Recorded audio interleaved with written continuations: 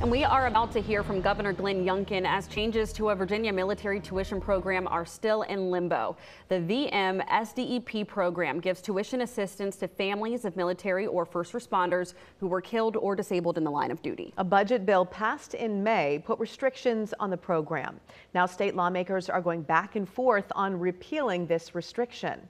10 on your side's Nick Broadway joins us live with the governor now. Nick, good morning. Yeah, good morning to you both. A lot of families have been banking on this for some time. The House of Delegates met late last week, passing a full repeal of the restrictions. This was sent to the state Senate. They met yesterday. They wanted to repeal the restrictions too, but added that an academic performance requirement would have to be on there for the beneficiaries. Ultimately, they could not agree on the terms. They did not vote on the repeal. We're now joined live with Governor Glenn Youngkin. Thank you so much for joining us this morning. First question for you, your message to families who have been relying on this benefit. Now they have to figure out how to pay for college for families now. Your message to them today. Senior Senate Democrats failed you yesterday. They should have passed this bill. There's no reason that they should not have passed a clean reversal of this language.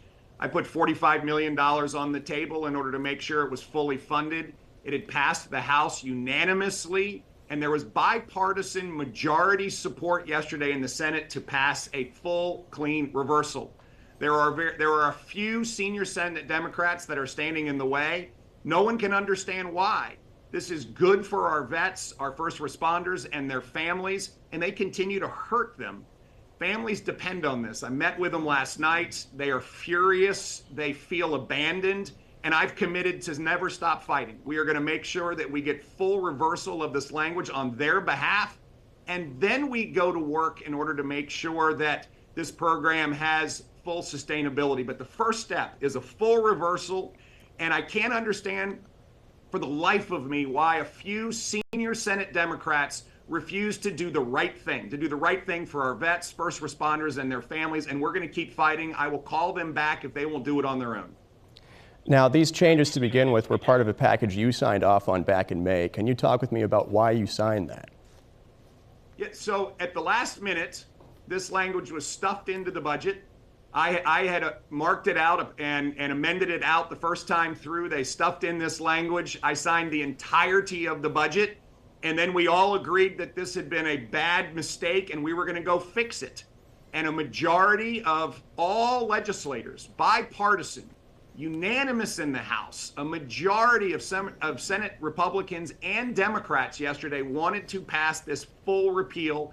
I fully support it. I put $45 million on the table yesterday, and a small group of Senate Democrat leadership is blocking it, standing in the way. They keep wanting to put a poison pill in it. They keep wanting to not move forward on something that is good for our vets. We must get this done, and then we go do the work in the light of day.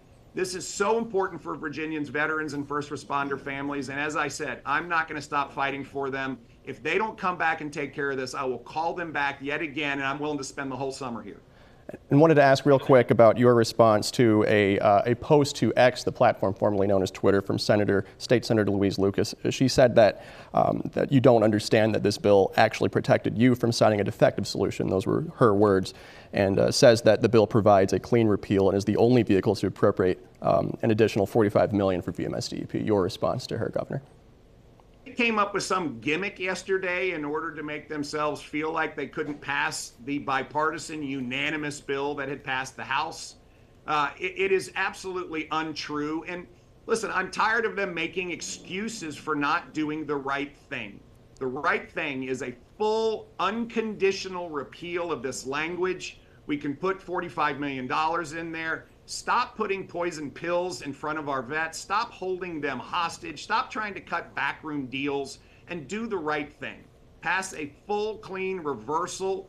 It will go through on a near majority, unanimous basis. It did already in the House. It will do it in the Senate if the bill just comes to the floor. And so my message to senior Senate Democrats is stop blocking the overwhelming desire of the General Assembly and pass a clean, full reversal, send it to my desk, let me sign this so that we can do the right thing for our veterans. And then in collaboration with the veteran community and the first responder community, then we can go to work. We should do this in the light of day, not in back rooms, no poison pills, clean full reversal, and let's get this done. And just, I know we're running short on time, but just wanted to check with you real quick. The thing they talked about yesterday was requiring satisfactory academic progress. Would you consider signing a bill that had that on there, or are you only going to sign a full clean repeal? This summer, we're only signing a full clean repeal because the veteran community doesn't trust the General Assembly and particularly senior Senate Democrats anymore. This topic, along with all of the other good suggestions that have been put on the table in the task force that we've been running, should be discussed and evaluated in the full light of day in the normal course legislative session next January. But we should not be legislating in back rooms through the budget in sticking in poison pills that hurt our veterans and our first responders. Do the right thing. Clean reversal, full cooperation, unanimous bill, get this done, and then let's go to work and make sure that this program is sustainable. Again, I put $45 million on the table yesterday. The Commonwealth has the money. There's no better place for us to invest this money than in our veterans, their families, and our first responders. We should get this done. And again, I am calling on senior Democrat leadership to stop monkeying around and holding our veterans and our first responders hostage. Full clean reversal. Let's get this done, and then we can go to work in the light of day and work on making this program sustainable. But full clean reversal is the first step.